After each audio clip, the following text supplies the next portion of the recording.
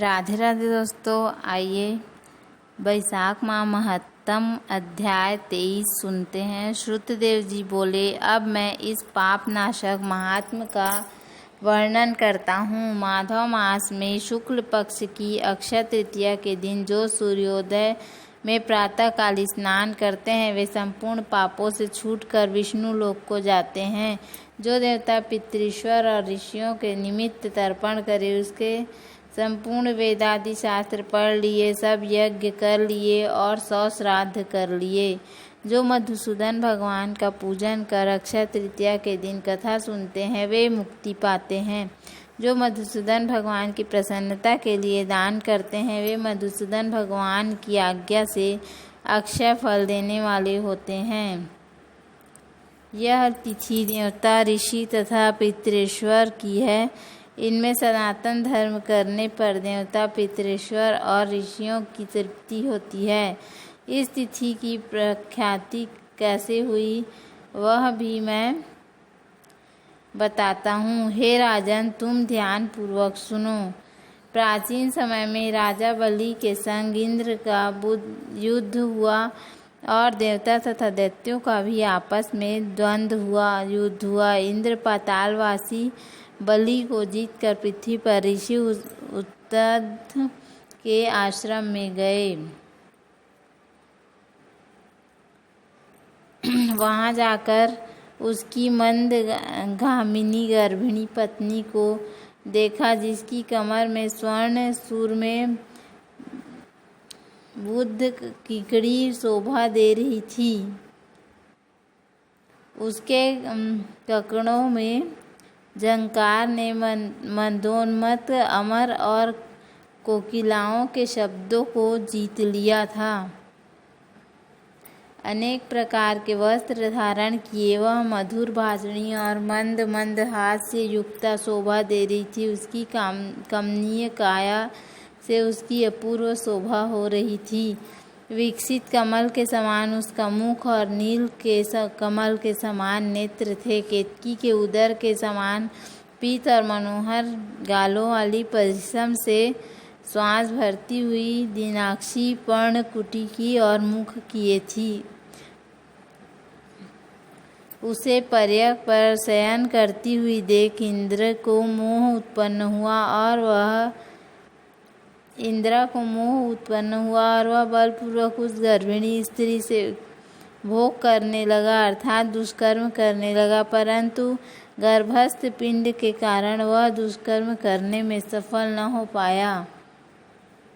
वह बलहीन हो गया और गर्भस्थ शिशु पर इंद्र को महाक्रोध हुआ और रोष के मारे तांबे जैसे लाल नेत्र करके शाप दिया कि हे दुर्बुद्धि, तेरे कारण मैं भोग नहीं कर पाया, तृप्त नहीं हो पाया, इससे तू जन्मांध ही तब दीर्घ तमाव पाँव से जयंत के समान हुआ। तभी इंद्र को ऋषि और शिष्यों के आने की आशंका हुई और वह मुंह से बाहर आया। तब इंद्र को वास्तविकता का ज्ञान हुआ और वह ऋषि के शाप के भय से शीघ्र ही भागा। उसे भागते हुए संपूर्ण शिष्य हंसने लगे। तब वह लज्जा के मारे पहाड़ की कंदरा में जा घुसा और वहां बैठकर उग्र तप करने लगा। जब इंद्र लज्जा के मारे कंदरा गुफा में जा घुसा तो राजा बलि और उसके साथी दैत्य गण गुप्त दूतों द्वारा भेद लेकर देवताओं पर आक्रमण करके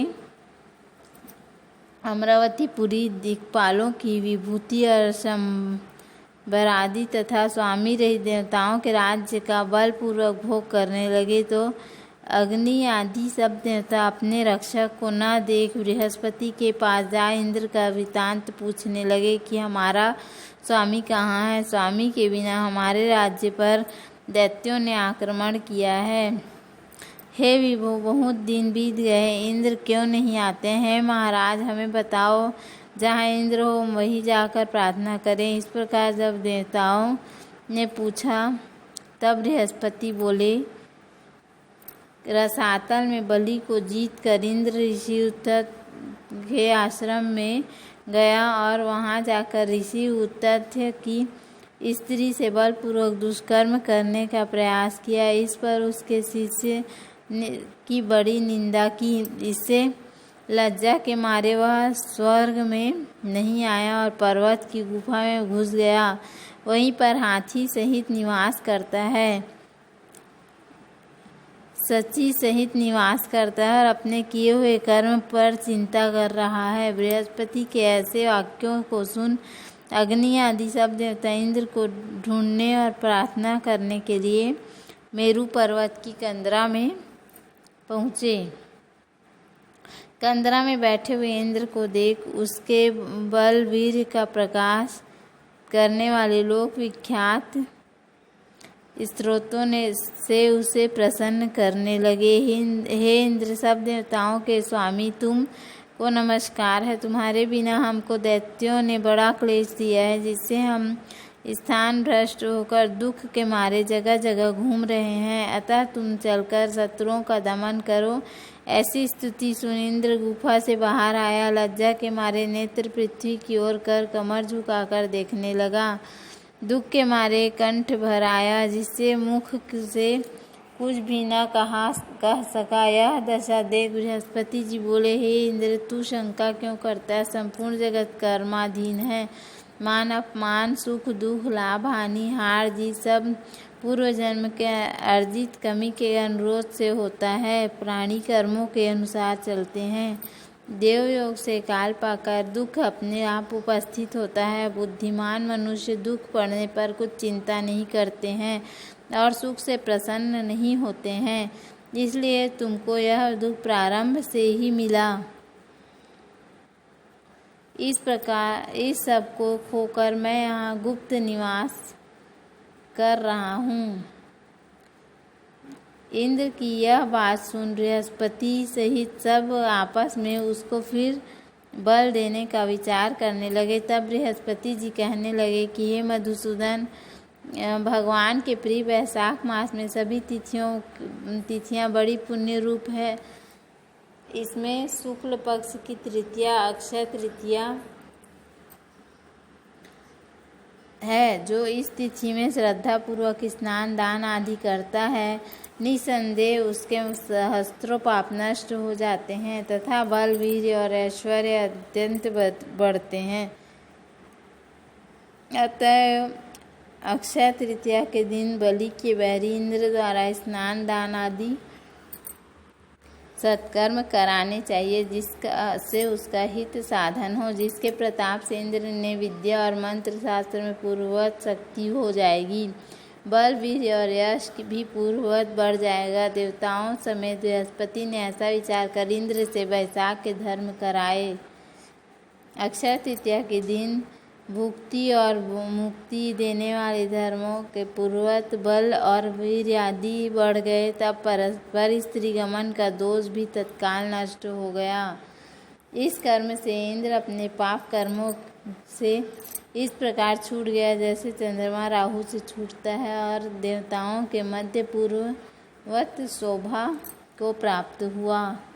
इंद्र ने देवताओं को संग ले असुर को जीत अक्षय तृतीया का महात्म से सब वैभवों से युक्त हो अमरावतीपुरी में प्रवेश किया। आगे शंख त्रियादि बाजे बजने लगे। फिर इंद्र की आज्ञा से सब देवता अपने अपने घर गए। पूर्ववत यज्ञ आदि में अपना अपना भाग लेने लगे। पितरेश्वर पूर्ववत पिंड भाग प्राप्त करने लगे। राक्षसों के हार जाने पर मुनि स्वाध्याय में तुष्ट हुए। तभी से संसार में अक्षय तृतीया प्रख्यात है। यह देवता ऋषि पितृगण सबको संतोष देने वाली है, अतः सब कर्मों को काटने वाली सबसे पुण्यमय है।